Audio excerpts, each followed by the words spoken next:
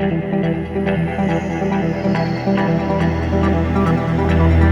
help me welcome Dean Thomas. Thank you, guys. Yeah. We got a lot of great things in store for you guys, man. This light blinds the shit out of me. I don't know if it does to you, but every time I look up, I'm like, shit. All right. So, Dean, tell us, please, you're in Puerto Rico, right? Yes, sir. Yeah. Awesome. So what brought you to Puerto Rico? The good weather. Had nothing to do with the food. The food's all right, too. Or the pretty mamitas in the beach.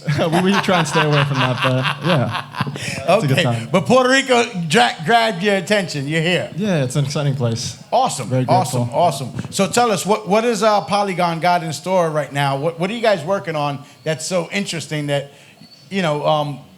everybody here came to hear you?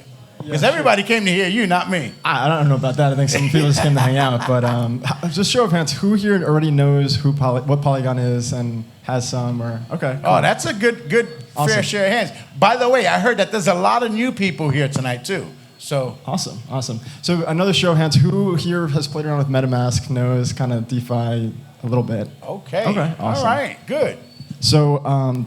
In one sentence, the Polygon, or Matic, what it originally was called, sought out to solve the very simple problem of, if you transfer something from one wallet to another on Ethereum, right now it costs, $100, $200, which is quite expensive.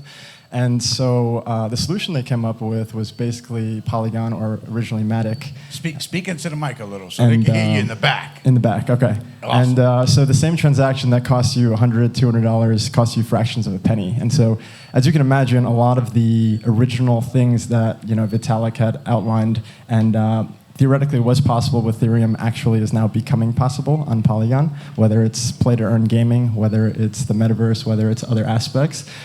Because when it doesn't cost you $100 to make one single transaction, a lot of things are possible. And that's really hot right now, the metaverse. I mean, everybody's looking into it. The NFTs, the players you earn games. You know what I mean? So how are you guys moving into that space, and what are you doing right now to move into that space? Sure. So I think with any project that becomes pretty large in size, and that's usually like $1 billion plus, you essentially become this massive fund, whether you like it or not. And so we have actually took a lot of the elements of the corporate world into the project world, in the sense that we've consummated the first ever M&A transaction earlier this year with the purchase of Hermes. Congratulations, I heard about that one. Thank you. $250 million M&A deal, fully consummated with smart contract.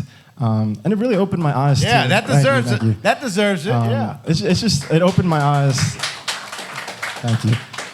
It just really changes your worldview on everything, right? So I'm a former Goldman Sachs and Blackstone guy, so I'm from the traditional finance world. And in order to get those deals done, you'd spend thousands of hours trying to Excel and with lawyers and trying to figure out different articles of paragraph 3 of this tiny clause and got lawyers 4. Watching lawyers. So exactly. You don't go broke. That's exactly. And so now, like, it's just smart contract to smart contract, right? You figure out the peg and you kind of decide, hey, like, this is a deal we want to do. And it's hard to imagine, the traditional lawyer still having its same role in 10 to 20 years. Because I think it's going to have to inevitably mix with some aspect of coding and smart contract awareness, because most transactions, whether on a legal front or in the financial front, is largely going to be done, I think, over smart contracts. So it's an exciting time to be alive. I think there's a lot of cool things that the young folks can get into. So, Angelina, can you do me a favor? Can you have them turn off that music, please? Thank you. So how will you make it easier for people to move through this space without being a lawyer?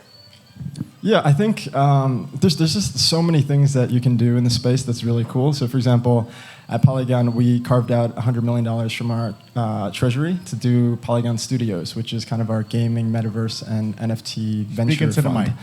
And we want to support kind of adoption, and so whether it's bringing developers on board, whether it's taking LP stakes in Web 2.0 focused funds, whether it's doing direct investments, we're just trying to help support and bring a lot of capital and talent into this space. And a metric that I think we talk a lot about in a lot of these speeches, so if you've seen this and heard this already, I apologize, but earlier this year, right now we're around $3 trillion as an asset class overall. And so if you compare that to a very large asset manager like BlackRock, for example, BlackRock manages over $9 trillion of assets. So one manager or one financial institution is multiples of our entire market capitalization as an entire space, right? So the question I always ask is, what will the space look like when that number grows exponentially, right? So right now, that 3 trillion number is around 70 basis points plus or minus of global asset value. So it's less than 1%. So what does the world and what does our space look like when that number goes to 1%, 5%, 20%, right? And I think if you're in this room or you're participating in Web3 at all, you believe that it's going to eat a large portion of traditional finance, traditional tech, traditional media. And so when that happens, which projects and which vehicles will absorb the vast 80-20 of the capital inflows and talent inflows? And so a large portion of my job is helping bridge that gap. And so we've launched now 3 institutional vehicles that allow funds and big institutional investors to invest directly into the Matic token without having to change their mandate, without having to figure out things like self-custody and figuring out how to hold tokens. And we're about to IPO a fund on the Swiss Stock Exchange, which is a Polygon-focused fund. So essentially, anybody with a brokerage account, whether it's Robinhood, whether it's Fidelity, whether it's Charles Schwab, you'll be able to click a button and have exposure and kind of invest behind the narrative that is Polygon. So it's been really exciting. I think anybody who works in this space knows that it feels like one long day and just small naps in between, but it's 24/7 trading, 24/7 developers pushing code, testing, and it's exciting. And I think I'm really blessed to be where I am. And I think anybody who says otherwise, working this space and being this early is, kidding themselves. That was going to be my next question was, what makes you excited right now about Polygon? And but every time I ask you something, it's like, man, I'm working all day. I'm working all day. I'm working all day. You're eating a chicken wing because you're working all day. Tell us what makes you so excited to keep you working all day right now for Polygon. I think, and this is a really good question because I think for a large portion of my early professional life, I was kind of lost and I was trying to figure out my direction. I think the thing that excites me most is that Mind you look like you're 19. Okay, thank you. But I think what excites me most is realizing that the space and the decisions of how the future looks aren't decided yet. And so if you love philosophy at all, Hegelian dialectics, I think, are playing out right before our eyes, right? So the thesis, the antithesis, and the synthesis of various philosophies of how financial capital should be allocated, how decisions should be made, how consensus should be achieved.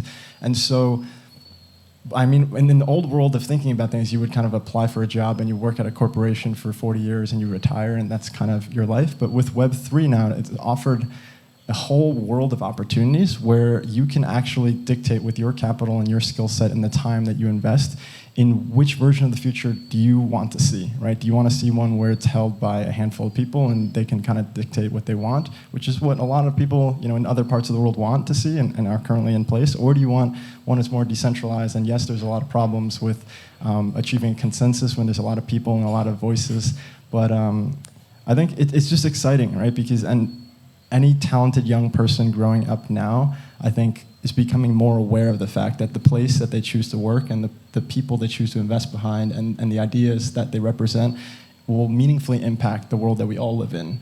And so it's not just about making money and surviving. It's more about like what version of the world do you care about. And so when you have that mission, it doesn't feel like work, even though it's constantly working. But it's amazing. Yeah, I applaud you for that. Yes. Thank you, yeah.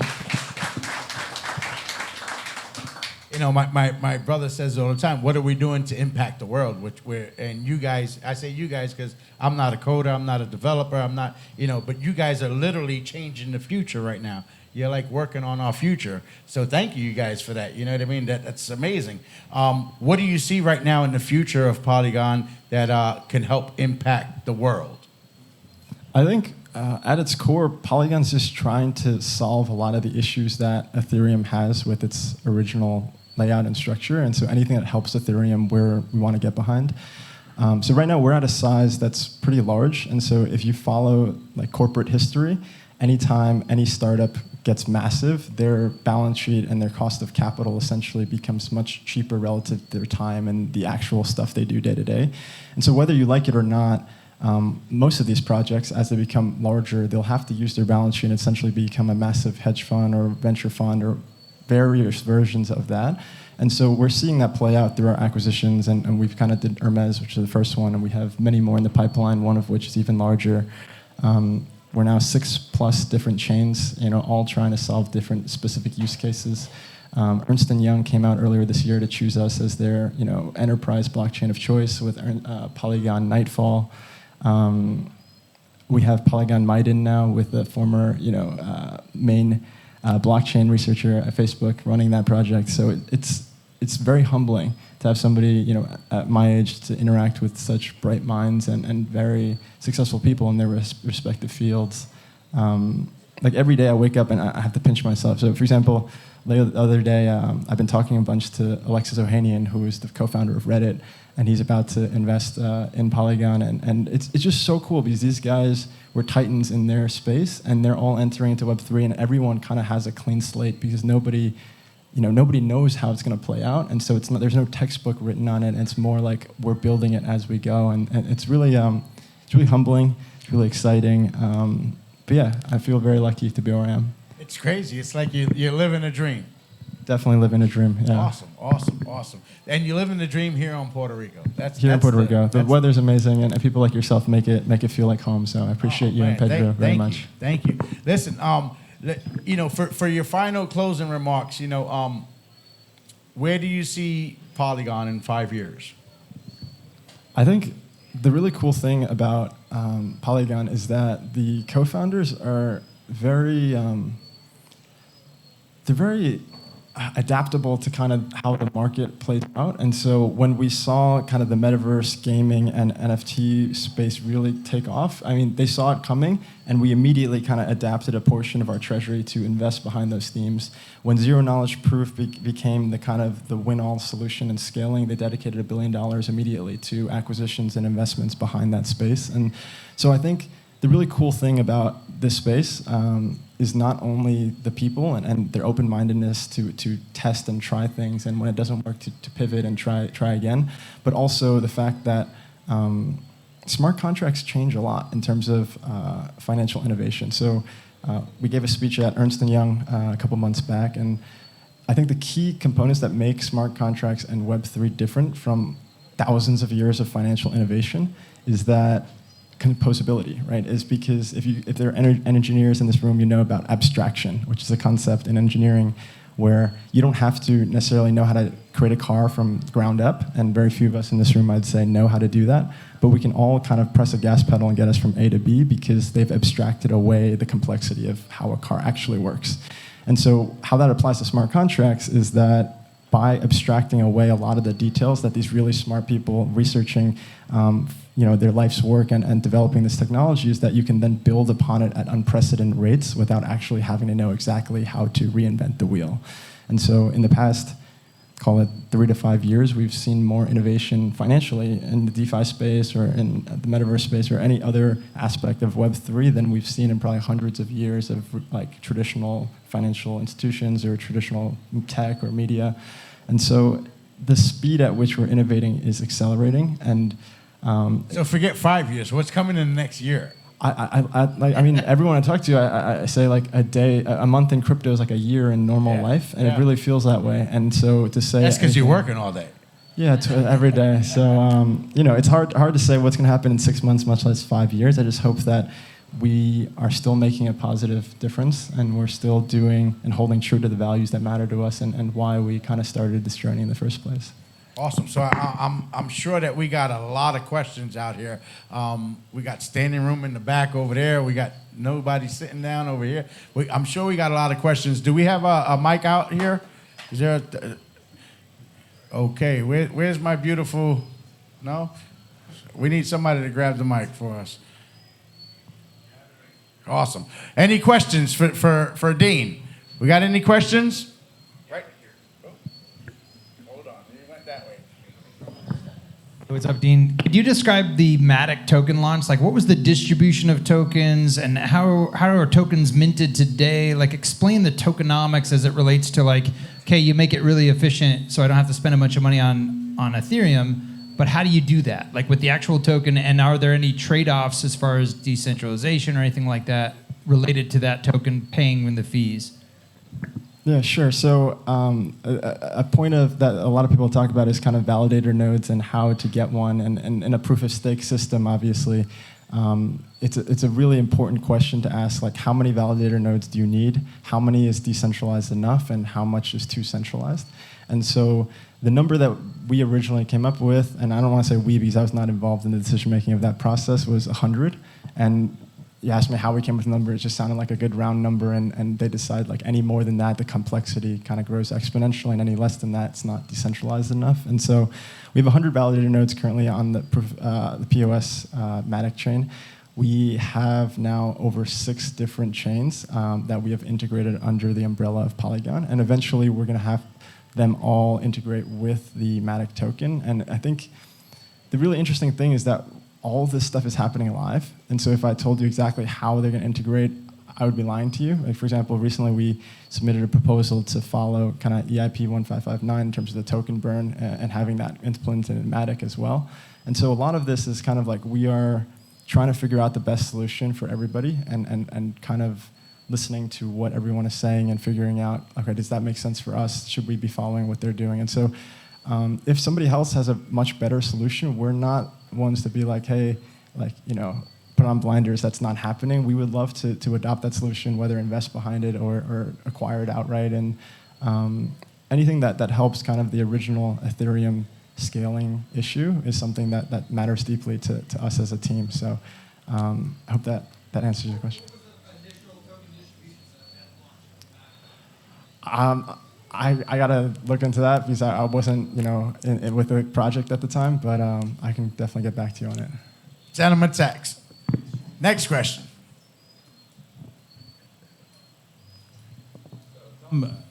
So tell us about Bittome. That's another project you're involved in? Yeah, sure. So Bittome is a really cool project. It's Spain's largest exchange/wallet. So they have over 500,000 active users. And I think the really cool thing about a project like that is, A, they're actually producing revenues, which is a breath of fresh air in a space where very few projects are. And 2, they target a very specific niche, which I thought was very fascinating as both an investor and somebody who's just fascinated by the space, because if you look at the big exchanges, right, whether it's Binance, whether FTX, or any other institution, Coinbase, very few of them are targeting just the Spanish-speaking world. And so Bittome, for me, was a no-brainer in terms of an investment, and also one to kind of get behind, because it's really hard to build up a loyal following if you're not originally kind of already of that group. And so when you grow and you have this very powerful niche as your home base, whether it's Spain, whether it's Latin America, which they're currently planning on expanding into, you almost have to be acquired from a strategic perspective, because it's very hard for somebody who's outside the space to say, hey, let's get the native Spanish speakers onto our new platform called something, FTX Spain or something like that. It's much easier for them to just use their balance sheet and acquire them. And so from that perspective, it's an interesting investment, and I'm very excited to see where the team takes it, and I communicate with them almost every day, so it's exciting. Awesome. Next question.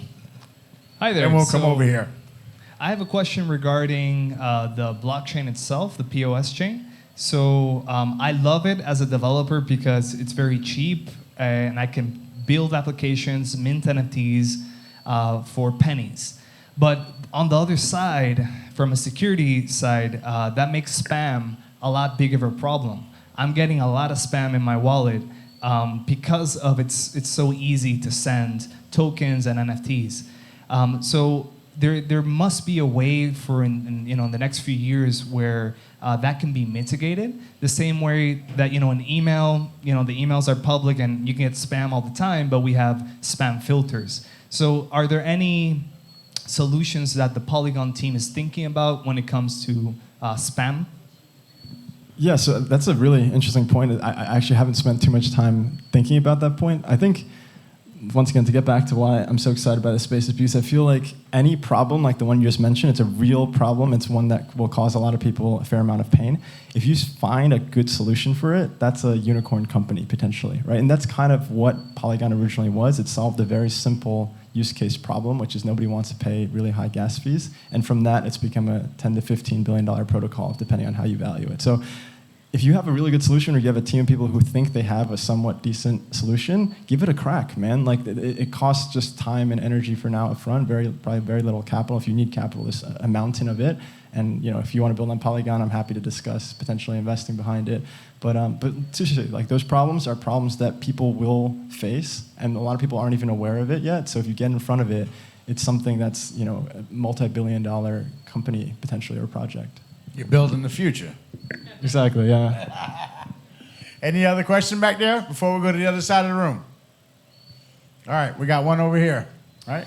Yeah, I just had a question on what metrics do you use to judge if a blockchain is being successful? I mean, you can programmatically create wallets. It's pretty easy to inflate transaction numbers. So how do you, which I don't doubt those by Polygon, by the way. This is more of a question of like, how do you know you're being successful in your day-to-day job, and how do you measure yourself against other blockchains?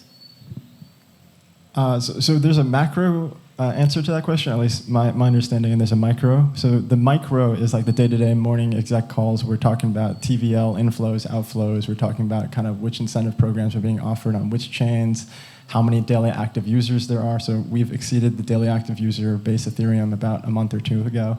Our daily transaction volume is a metric we look at. It's usually 6 to 8 times that of base Ethereum, and that number is growing. So there's a lot of KPIs that we track that matter to us from a micro level, but from a macro level, the question he's asking is how do you know if you're succeeding? I think if our overall space is growing, and it has, like even in this year, I think it went from 2 trillion to 3 trillion in total market cap, that means that the overall pie is growing, right? So I think a lot of times people focus on like, hey, do you hate Solana? Do you hate Avalanche because they're your competitor and they take TVL? Like, on a micro level, yes, sure, but if you kind of expand and look at it larger, there's trillions of dollars coming in, non-crypto money, and like so a large portion of my job is like, how do you attract that attention? How do you build frameworks and vehicles and investment theses behind that so that traditional investors with the smallest check size of $100 million feels very comfortable investing in a project. And we spent a lot of time for the past 6 months. I spent thousands of hours with lawyers and figuring out how do we create these vehicles that allow traditional equity and debt investors to invest in a token project, and all the mechanics behind that and the regulatory questions. And from that perspective, I think whether we succeed or not, we're trying our best to bring adoption to something that we think is a more fair version of the world. And I think that's the really cool thing about startups in general, but also Web3 is that it doesn't really matter if you ultimately succeed or not, because nobody can guarantee that. It's more important, like, did you try your best? Did you make sensible decisions along the way as new information came in? And so, like, for example, like for my job, when I launched these institutional vehicles, there was no precedent of it being done, and there wasn't like, if you do this, it's for sure going to work. And we faced a lot of headwinds. Even now, we're facing a lot of headwinds about traditional investors being like, is it okay to dip their toes in crypto and Polygon specifically and other things? And so every kind of rejection that we face or any hardship that we face is an opportunity for us to kind of pivot and offer a better solution and figure out like what is a better way to communicate to these large funds that this indeed is better for everybody, and it's a smarter and more transparent way to operate as opposed to have these big businesses kind of capture a lot of value in the middle against our wishes, and having something like the Fed printing a lot of money. I think it's just all these things that we as a community in Crypto Mondays or here in Puerto Rico, blockchain in general, is we stand for something that we feel like is a more fair version of the world, right? Whether it's the concept of Bitcoin by itself or all these other things that have come out of blockchain. And it's really exciting to be, and we're very blessed to be in a place like the United States or Puerto Rico in particular, because we're allowed to express those ideas freely and have the opportunity to, with an internet connection, really build anything that we want to build and communicate with anybody we want to, because those liberties aren't taken for granted in a lot of different countries and a lot of places in this world. And in a lot of different, if you're born into a different circumstance, you wouldn't be that lucky. And so every day I wake up and I'm painfully aware of how lucky I am.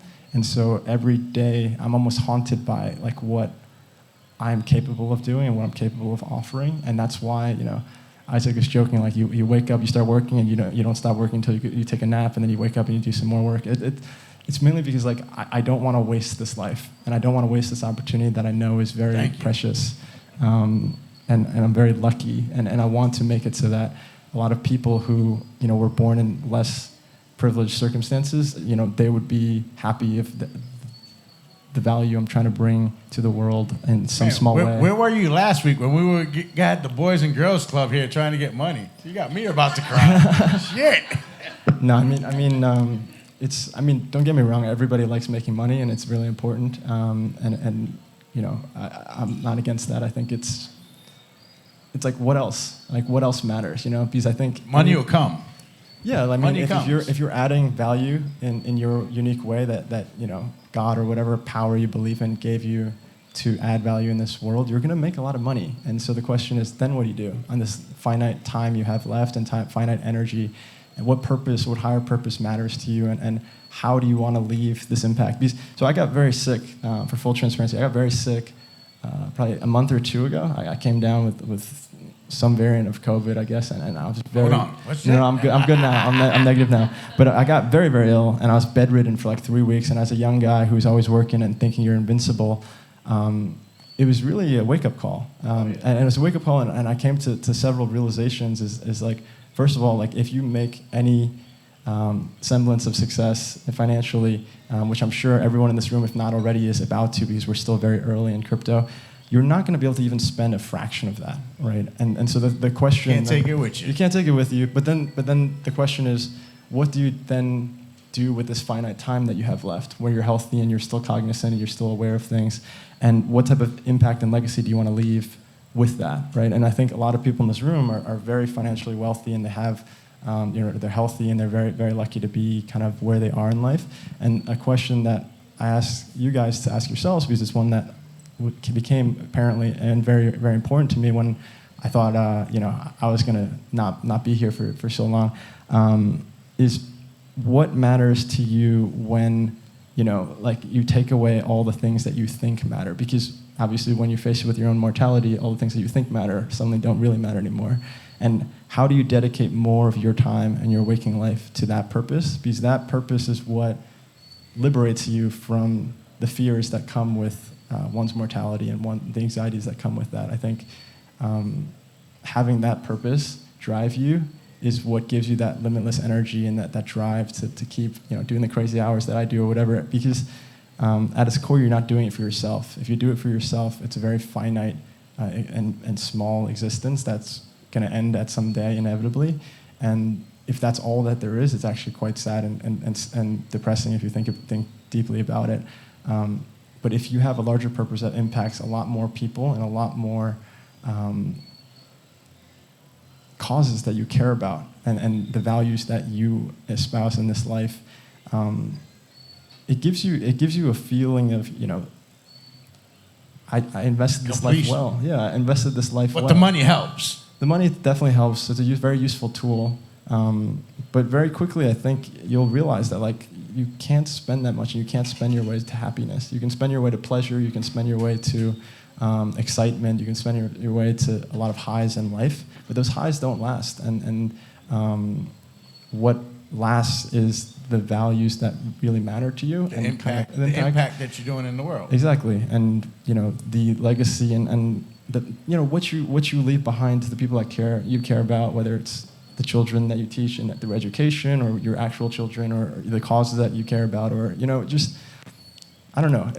When I was lying there, on my deathbed, essentially for 3 weeks, all these. No, seriously, I thought a lot about it, right? Yeah. Because as a young guy, you think what does a typical young guy think about? It's like, hey, I want to make money, I want to get lots of girls, I want to have a fast car, the typical young guy things. But if you actually experience those things, you realize that that's not it, and it's not the answer. And it's not going to give you the answers to kind of, how do I live the rest of my life knowing that. So you're using your brain as a tool to generate Polygon into the future to impact people. Is that We it? can put it that way, yeah. Okay. Or just, these are all just different vehicles to help do various things that matter to you. And I'm still figuring it out. I don't have all the Awesome. answers, but it's a question that I always ask myself and helps guide me and gives me a sense of meaning. Well, we're going to keep you around for a little bit longer. I think we had another question over here on this side of the room. Robert, Yes, just out of speak into the mic. just out of curiosity, are you following with what's happening with Cardano and then launching their DEX for the first time with Sunday Swap, where they project that their fees will be less than a couple of dollars? How does that impact players like Uniswap? The second that a transaction goes through, where people can see that they can execute a sale for on a DEX for less than a couple bucks. I assume that puts a lot of pressure on Ethereum to really solve, the gas fee problem really, really quickly. Like with you guys in Polygon and what you're doing, I commend you, and I'm a fan of Ethereum. And just out of curiosity, how long does it take for you guys to be able to do the same? I mean, technically we're already doing the same, right? Like, so Aave and a lot of, we have Quick Swap. And so a lot of the features that, or Sushi Swap as well, already exist from the Ethereum world and have migrated, or analogies of those various products are emerging. I think there's more than enough room for many players to succeed in this world. I don't think it's a win-loss binary. I think, like we keep talking about in this talk, there's mountains of capital that are going to flow into the space, and so there doesn't have to be just one or two winners or losers. And I think it's just like you want to espouse values where people want to build on your chain. And so I can't speak to Cardano because I haven't really studied it, and I don't research it on a day-to-day, but every day in the conversation I have with the senior leadership team, it's we want to be an environment where people, want to work at our organization, but also developers want to build on us. And so we spend a lot of time and energy building tools and platforms and grants programs and investment platforms to help make it an environment that people want to be around and invest in. So I don't know if that answers your question, but we're trying to solve a lot of these problems, and every day we're putting a genuine foot forward, and there is a chance where another chain might come and take everybody's lunch, but we'll see, and maybe that's a good thing for the space overall. But we're like Steve Jobs said in the Stanford commencement speech, like we're all just kind of sediments in the layers of technology, and so you're seeing that right now with a lot of the Web 2 unicorn founders. They're fighting for relevancy in the Web 3 world, and all of us have our time, and in this moment where we are kind of really cool and the hip thing, like we want to use the spotlight thoughtfully and use it in a way that espouses the values that we hope future entrepreneurs can live behind. So that's what we're about. That's it. That's what Polygon's about. That's what you're about. At least that's what you brought. You bring in your energy to change and impact the world. We got one more question, and then we're gonna get back into the networking. Actually, we got some events coming up next week. We're gonna let you guys know about. So one more question, and then we'll move on. Hey, could you talk about the future of ZK rollups on Polygon and like where in the development process that is? Sure. So I'm not the most technical guy, so there's probably some guy on my team who can explain it much, much better. Our limited understanding right now is that zero-knowledge proofs is kind of the final frontier of scaling, not just on Ethereum, but any chain. And so we've come out publicly, committed $1 billion of our treasury just for zero-knowledge specific research and acquisitions and investments. And so, like I said, we don't know all the answers, and I think zero-knowledge is a space that the answers haven't been solved yet. And so if there's a chance to increase the probability that we're the ones to solve it, we're going to invest behind that and work towards that. So we don't know how it's going to play out, but we've done a lot of acquisitions and investments, whether it's Hermes, whether it's Maiden, whether it's the other ones we currently already have done, but we can't announce yet. But I think the best way to describe Polygon is if you believe that Ethereum, and so I'm not sure if I'm allowed to talk about this, but there's a very prominent activist hedge fund manager from the traditional Wall Street world who's a billionaire and very famous. And if we said it, you guys probably know who he is. We won't tell nobody. You just live stream. Come on. He basically was in our latest strategic round, and he asked me, he's like, Dean, you've written hundreds of investment committee memos in your career. Tell me why this deal works and why it doesn't. And I think fundamentally, if you believe that Ethereum is going to be around and it's going to be as relevant or bigger than it is today in 3 years, Polygon's a levered bet on Ethereum scaling, right? I work at the 800-pound gorilla in terms of that space by all metrics. And so if you believe that Ethereum is going to be here and it's going to be as relevant, if not more, Polygon's just a levered bet on that thesis. So it's a no-brainer, right? And so if you believe that another chain is going to eat Ethereum and Polygon, then obviously the deal doesn't work. So from a very fundamental perspective, that's kind of the investment thesis and why it works and why it doesn't. And we're working every day to make sure that Ethereum stays relevant, and it's one that so many people have invested so much time and energy and resources behind. We don't want to let that go to waste. Awesome. You know what? Thank you for coming out tonight. I know you were supposed to speak at Limitless next week, and you came out tonight because you have to fly away and go to Dubai. But thank you for coming out tonight, guys. Let's thank Dean, please. Thank you guys so much. Thank you, Isaac.